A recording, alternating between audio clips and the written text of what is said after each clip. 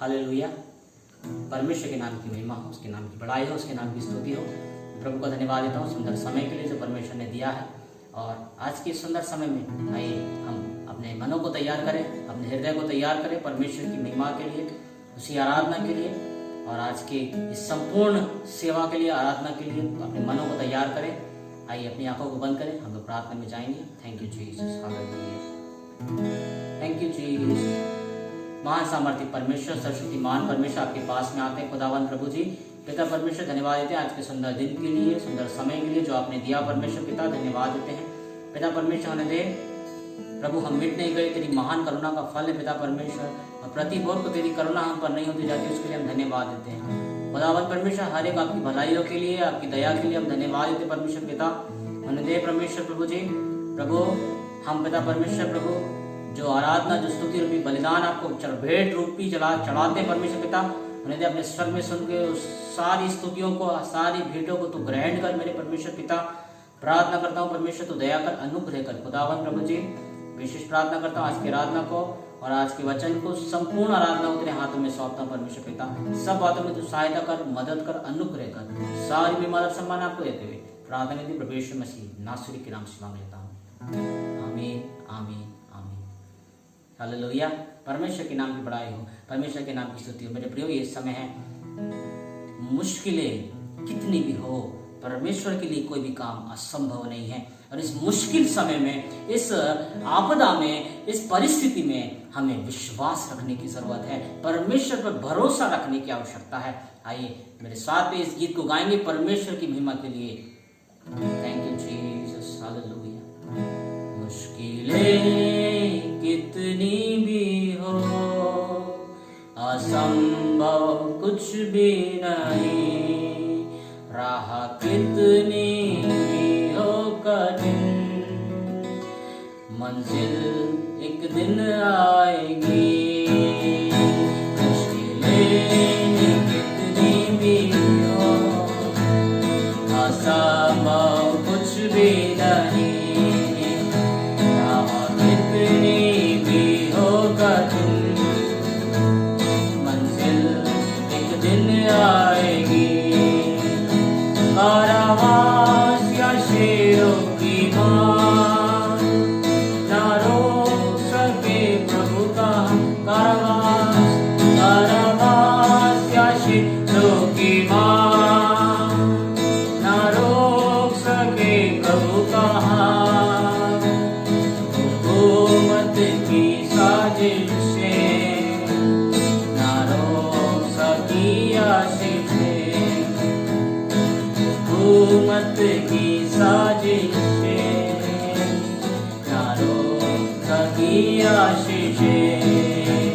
मुश्किलें कितनी भी हो, असंभव कुछ भी नहीं, राह कितनी भी हो कठिन, मंजिल एक दिन आएगी।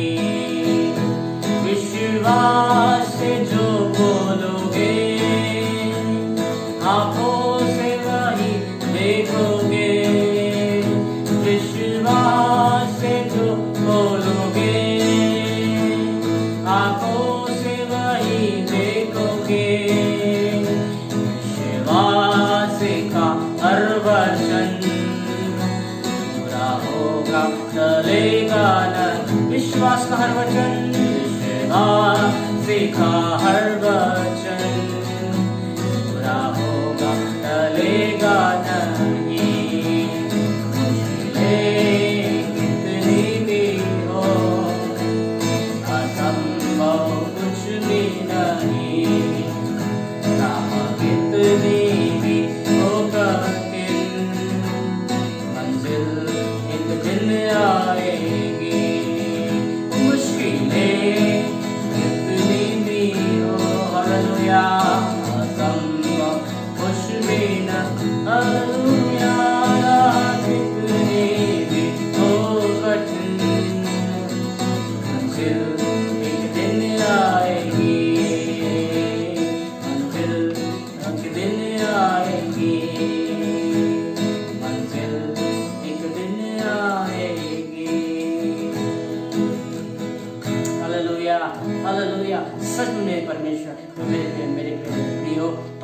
परमेश्वर जो हमारा है वो सचमुच में महान परमेश्वर है। मुश्किलें कितनी भी हो, परमेश्वर के लिए कोई भी काम कठिन नहीं है, परमेश्वर के लिए कोई भी काम असंभव नहीं है। और जो भी हम विश्वास से बोलेंगे, अपनी आंखों से हम वही देखेंगे। हालेलुया, हालेलुया, परमेश्वर के नाम की बड़ाई हो। Hallelujah, hallelujah. आइए इस समय मेरे प्रियो अपनी आंखों को बंद करें और भी परमेश्वर की नजदीकी में जाएंगे, और भी परमेश्वर की करीबी में जाएंगे। इस समय है अपने मुंह को खोलकर हम परमेश्वर की आराधना करें, परमेश्वर की स्तुति करें और भी परमेश्वर की नजदीकी में जाएं। Thank you Jesus. आइए बोले, सच में परमेश्वर पिता प्रभु तू बड़े और मैं घट जाऊं। मेरे परमेश्वर, जैसे यूहन्ना ने कहा था, अवश्य है परमेश्वर प्रभु जी कि तू बड़े और मैं घटूं। आइए इस समय है हम परमेश्वर को कहें। Hallelujah, thank you Jesus. तेरे नाम के लिए जी हम, तेरे नाम के लिए जी हम, तेरे नाम के लिए जी हम, तेरे नाम के लिए जी हम। तू बड़े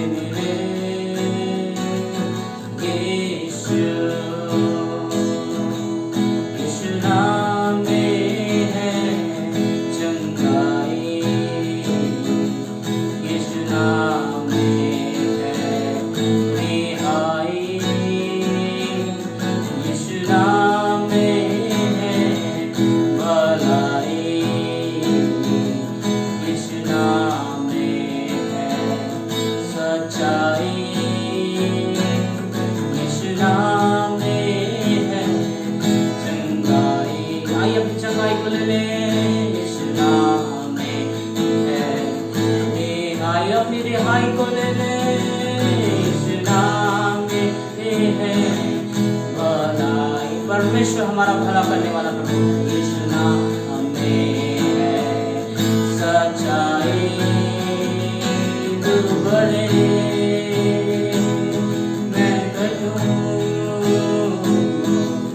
मेरे जीवन से महिमा तुझे मिले। हालेलुया, तू बड़े, हालेलुया, मैं घटूं,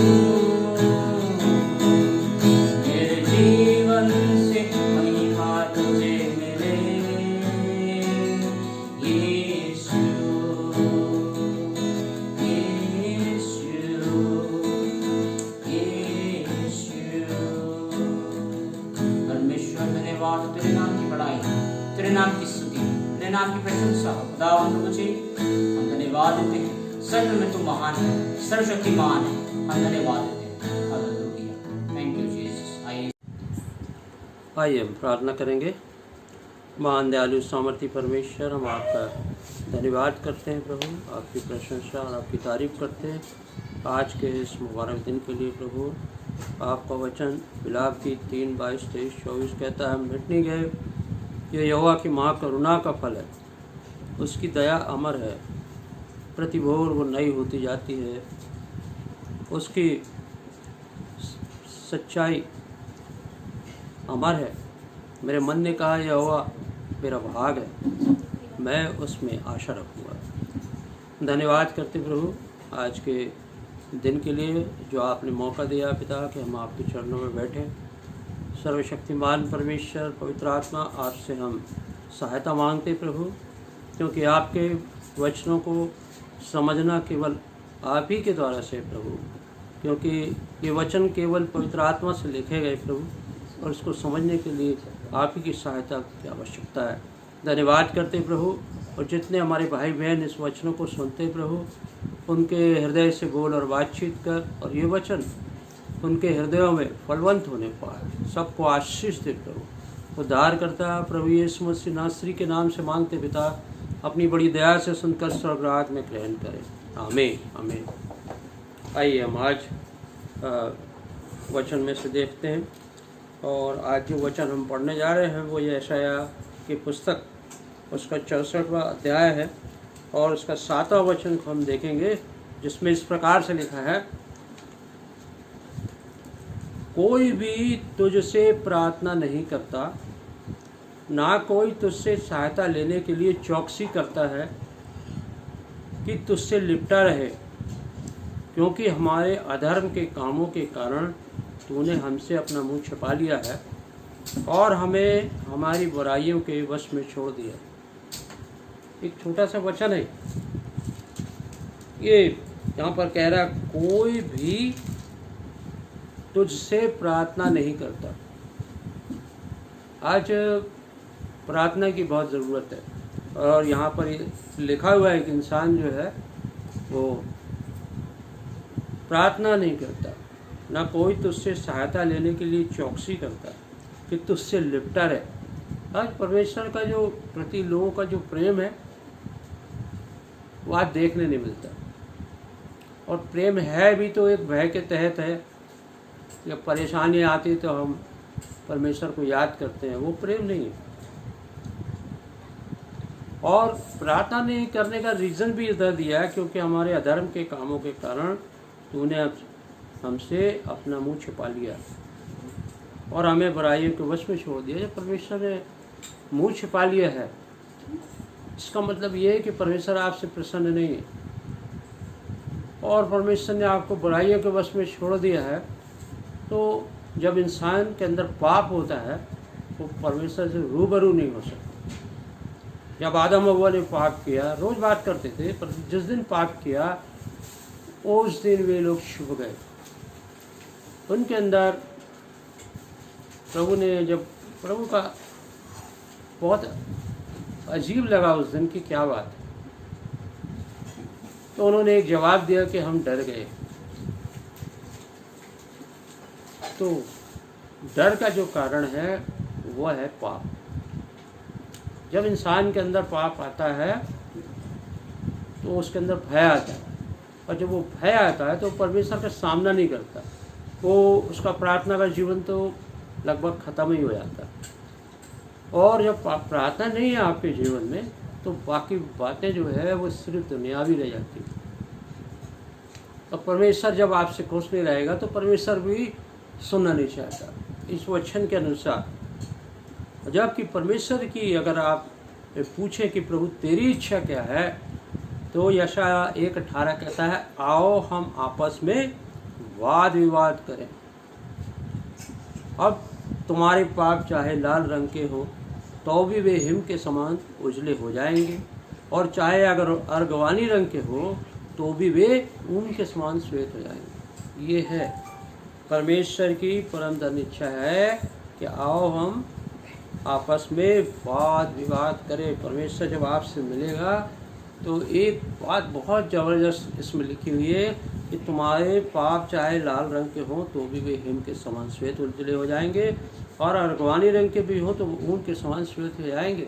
कहने का मतलब ये है कि जब हम परमेश्वर से वाद विवाद करेंगे, परमेश्वर के साथ बैठेंगे, तो उसका असर हमारे ऊपर आएगा। और परमेश्वर का जो एक नेचर है वो ये है कि वो हमारी पाप क्षमा करता है। वो प्रेमी परमेश्वर है। वो खुद चाहता है कि मनुष्य उससे बात करे, और जब हम बात करते हैं उसके सामने जाते हैं, सब कुछ बदल जाता है। एक छोटा सा उदाहरण है, यीशु मसीह जब जा रहा था तो जक्कई उसे देखना चाहता और यीशु मसीह ने उसका नाम लेकर कहा, जक्कई नीचे उतारा, मुझे अवश्य कि तेरे यहाँ मैं जाऊँ और मैं तेरे यहाँ भोजन करना चाहता हूँ। उसके बाद यीशु मसीह ने कुछ भी नहीं बोला। उसके बाद यीशु मसीह कुछ नहीं बोला और जक्कई ने भोजन तैयार किया और फूट फूट के रोने लगा, पश्चाताप से भर गया। प्रभु जिसका मैंने लिया उसका चौगुना फेर दूंगा। ये बात जो है सिर्फ परमेश्वर के साथ बैठने की बात है।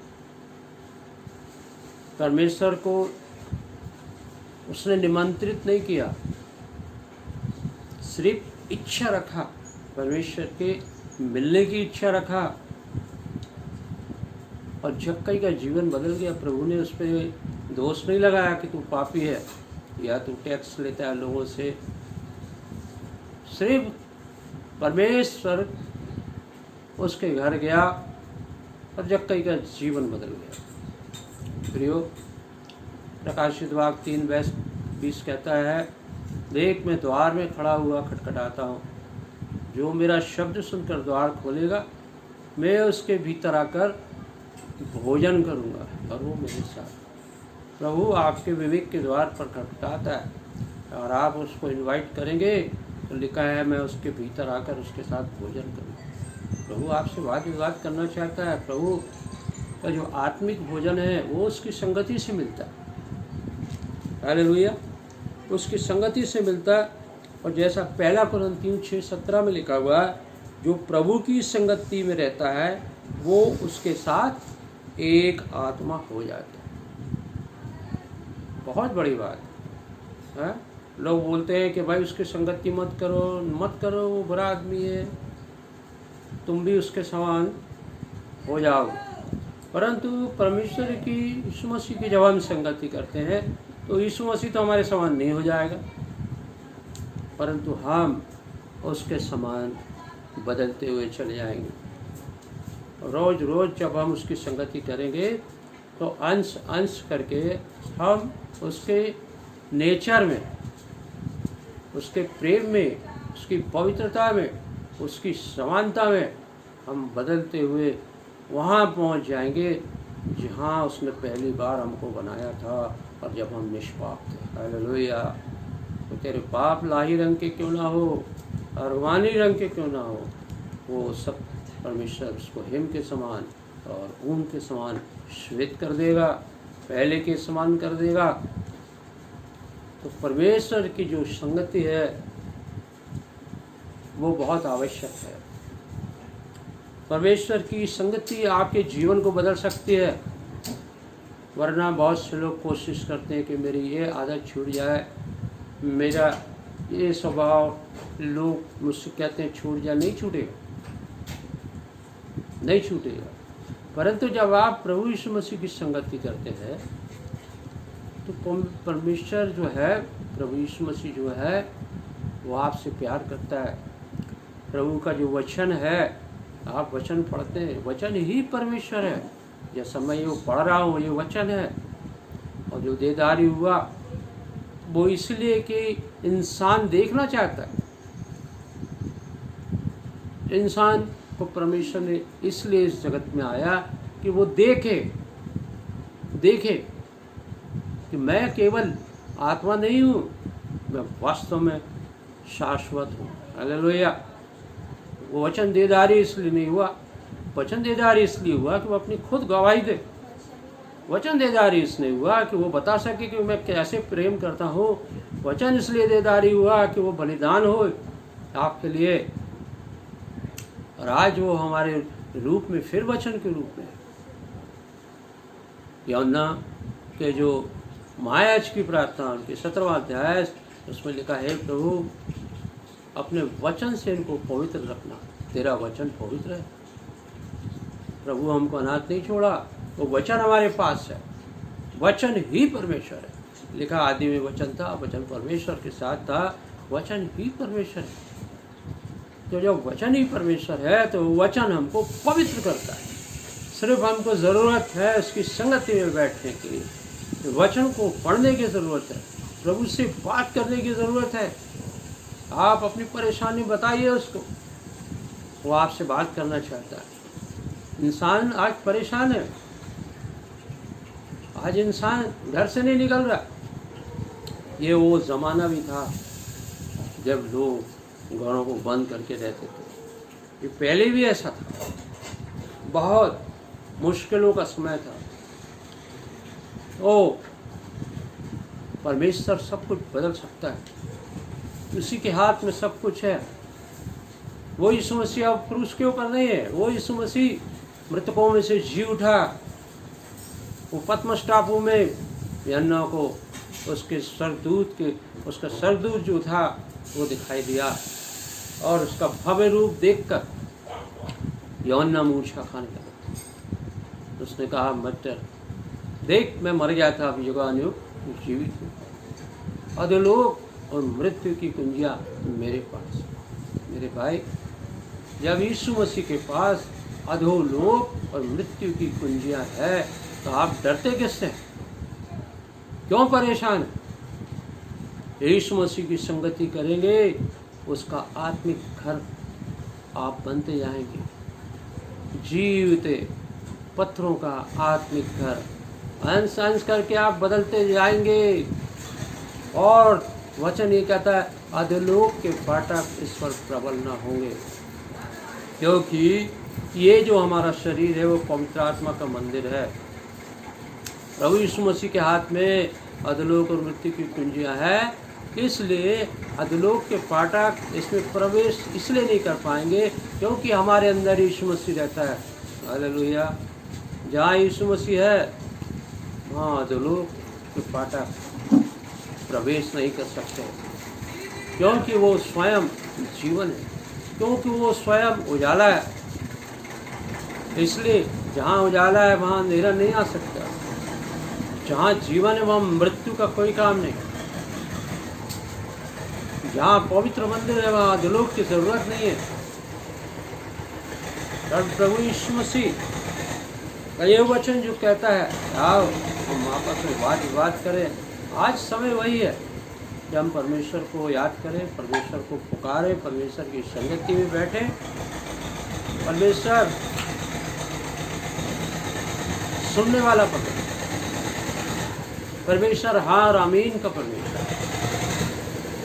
यदि हम आज किसी मनुष्य के पास जाए, वह आपकी आवश्यक नहीं है कि वह आपकी प्रार्थनाओं को सुन ले, और ये भी ज़रूरी नहीं है कि वह आपको प्रार्थना कर सुन के अच्छा उत्तर दे, आश्वासन दे सकता है, परंतु यीशु मसीह ऐसा नहीं करता। यीशु मसीह चाहता है मनुष्य मुझसे बात करे। क्यों? इसलिए कि दुनिया में उसने किसी भी चीज़ को अपने हाथों से नहीं बनाया सिवाय मनुष्य के। वचन में लिखा है, आओ हम मनुष्य को बनाए। उसने मनुष्य को अपनी स्वरूप और अपनी समानता दिया। इससे भूमि की मिट्टी को इज्जत दिया, सम्मान दिया कि वो अपने स्वरूप और समानता में बन जाए। और जब उसने अपने जीवन की श्वास उसमें फूका तो वो जीवता एक मनुष्य बन गया। अगर वो जीवता मनुष्य है तो वो बात करना चाहिए, क्योंकि मुर्दा बात नहीं करता। राजा दाऊद कहता है भजन संहिता 30 में, ए प्रभु, क्या मेरी मिट्टी तेरा धन्यवाद कर सकेगी? क्या तेरी गवाही दे सकती है? तो जिंदों का परमेश्वर। अगर आप जिंदा हैं, संगति करिए, उससे बातचीत करिए। समाधान उसी के पास है। उसी ने कहा मैंने जगत को जीत लिया, कोई नहीं कह सकता। वो प्रभु यीशु मसीह है, मौत को भी जीत लिया, सारी समस्याओं को भी जीत लिया। हम कहाँ पर है? हमारा विश्वास कहाँ पर है? हमारे पास इतनी बड़ी सामर्थ, सारी दुनिया का बनाने वाले की शक्ति आपके पास है। और आप अगर आज परेशान हैं, निराश हैं, दुखी है, इसके कारण स्वयं आप प्रभु यीशु मसीह ने, उसने आपके लिए सब कुछ दे दिया, प्राण भी दे दिया। वो यीशु मसीह जीवित है, जिंदा हो उठा। वो आज भी आपकी प्रार्थना को हाँ आमीन में सुनता है। आज भी उसकी एक ललक है। यह इसके 22:30 में लिखा हुआ है, मैंने एक ऐसा मनुष्य चाहा कि जो नाके में खड़ा होकर मेरे मध्यस्थता के लिए, इस नगर के, इस देश के लिए मध्यस्थता की प्रार्थना करे कि मुझे इसका नाश ना करना पड़े, परंतु मैंने किसी को नहीं पाया। क्या दुख की बात। इसके वचन से ऐसा लगता है कि परमेश्वर नहीं चाहता है कि वो देश का नाश करे। उसने इस सृष्टि को बना के नाश करने के लिए नहीं बनाया, परंतु वो अपेक्षा कर रहा है कोई तो नाके में खड़ा हो, कोई तो प्रार्थना करे, जैसे सैमुएल नबी प्रार्थना कर, प्रभु सुनता था। प्रभु आज भी आपसे बात करना चाहता है। 1 तीमुथियुस जिसमें इस प्रकार से लिखा है, राजाओं और ऊंचे पद वालों के लिए प्रार्थना करो ताकि तुम चैन, आराम और भक्ति से जीवन बिता सको। तो आज के परिपेक्ष में हम देखें, आज राजा कौन है, राष्ट्रपति, ऊंचे पद वाले कौन है, प्रधानमंत्री, सारे मुख्यमंत्री, कैबिनेट मंत्री और सारे उच्च जो डिपार्टमेंट के मंत्री है, उच्च अधिकारी है।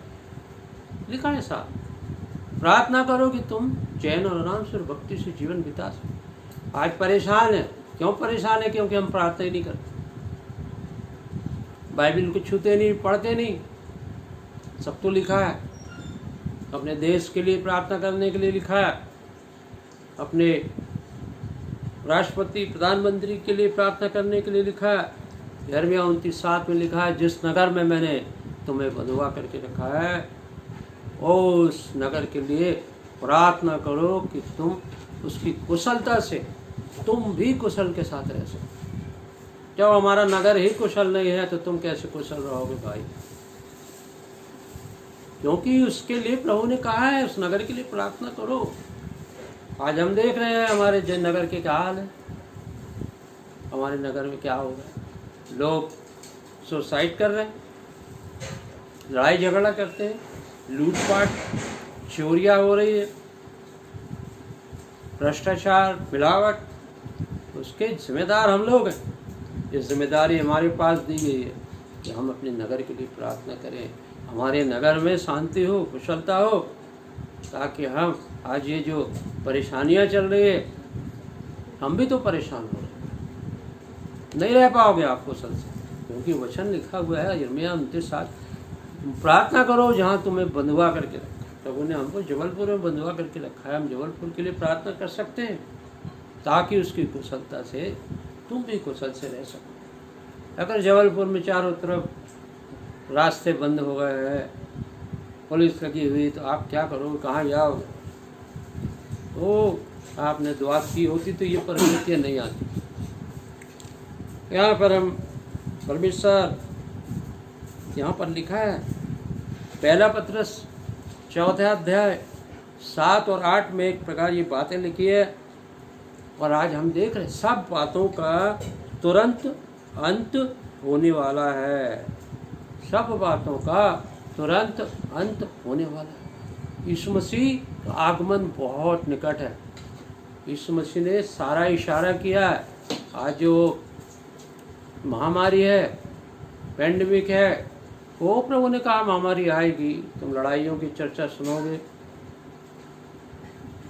और देश देश पे, राज राज पर चढ़ाई करेगा, लोगों में प्रेम ठंडा हो जाएगा। प्रभु ने ये भी कहा है कि मकान बनाए जाएंगे, पेड़ लगाए जाएंगे।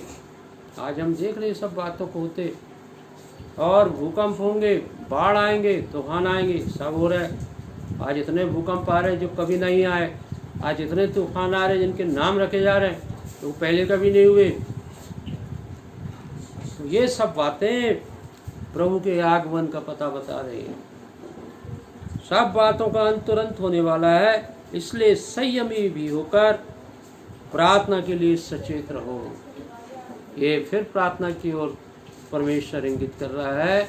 सचेत होकर, संयमी होकर प्रार्थना के लिए सचेत रहो। संयमी होकर प्रार्थना के लिए सचेत रहो। यहाँ पर हम देखते हैं और 8वें वचन कहता है, सब में श्रेष्ठ बात यह है कि एक दूसरे से प्रेम रखो, क्योंकि प्रेम अनेक पापों को ढांप देता है। जब हम परमेश्वर से प्रेम रखेंगे तो हम और भी लोगों से प्रेम रखेंगे। अगर हम परमेश्वर से प्रेम नहीं रखते तो वो आत्मा हमारे अंदर नहीं होगी। अगर दुष्ट की आत्मा आपके अंदर है तो आप प्रेम नहीं करेंगे। शैतान किसी से प्रेम नहीं करता। अगर आप प्रभु से संगति रखेंगे तो वो आत्मा आपके अंदर होगी और आप अपने भाइयों से प्रेम रखेंगे, एक दूसरे से प्रेम रखेंगे।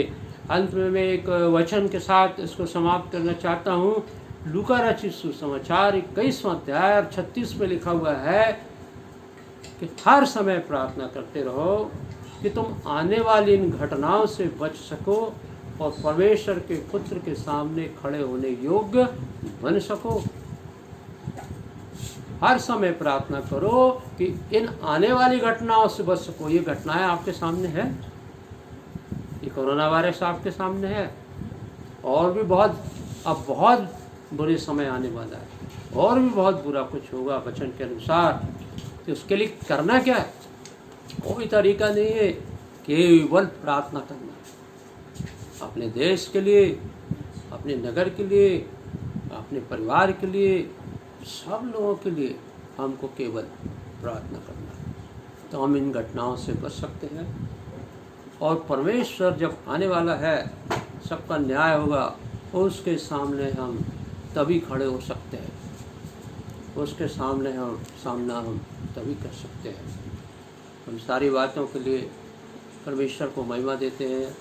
आपने बड़े ध्यान से परमेश्वर का वचन को सुना है और मैं चाहता हूँ कि आप इस वचन के अनुसार से आज ही एक फैसला ले, प्रभु के चरणों में बैठे, परमेश्वर का वचन सुने और परमेश्वर क्या हिदायत देता है उसकी आज्ञाओं पर चले। और हमारा जीवन अब प्रार्थना का जीवन, एक जिम्मेदार लोग हैं हम। परमेश्वर ने हमको जगत के लिए गवाह, पृथ्वी के नमक बनाया है और जगत के लिए ज्योति बनाया है। हम अपनी जिम्मेदारी को समझें, प्रार्थना करें। परमेश्वर इस वचन पर आशीष दे।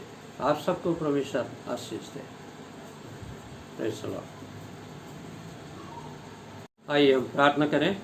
मान दयालु सामर्थी परमेश्वर, हम धन्यवाद करते हैं, पवित्र आत्मा आपने सहायता किया और वो वचन हमें दिया प्रभु जिसकी आज आवश्यकता है। दयालु पिता, हर एक जो इस वचन को सुनते प्रभु, हर एक को आशीष दे प्रभु। जो लोग बीमार हैं इसी वक्त उन्हें चंगाई दे प्रभु, और जो भी किसी भी परेशानी में हो, मानसिक, आत्मिक, शारीरिक, आर्थिक, उनकी सारी परेशानी यीशु के नाम से दूर होने पाए। पवित्र दयालु परमेश्वर, हर एक जो घरों में है प्रभु और जो बीमार है उनके लिए विशेष प्रार्थना करते प्रभु, उनको अपने लहू से धोकर शुद्ध कर। जैसे आपने यशायाह 53:5 में कहा, मेरे कोड़े खाने से तुम चंगे हुए। पवित्र दयालु तेरा वचन उनके साथ होने पाए, उन्हें चंगाई दे मेरे प्रभु। हम धन्यवाद करते प्रभु, हमारे भाई लोगों के अंदर प्रार्थना सिखाने वाली आत्मा से हर एक को, भाइयों को अभिषेक कर प्रभु। पवित्र आत्मा बल से हर एक पर उतरे प्रभु परमेश्वर। और मेरे प्रभु हम धन्यवाद करते हैं, तेरा प्रेम, आनंद, शांति, उद्धार उनके जीवन में राज करे प्रभु। सारी बातों के लिए हम धन्यवाद के साथ ये प्रार्थना उद्धार के करता है प्रभु यीशु मसीह नासरी के नाम से मांगते पिता, अपनी बड़ी दया से सुनकर स्वर्ग राज में ग्रहण करें। आमीन। परमेश्वर पिता का प्रेम, प्रभु यीशु मसीह का अनुग्रह और पवित्र आत्मा की सहभागिता संगति हम सब के साथ अब से लेकर हमेशा हमेशा तक बनी रहे। आमीन।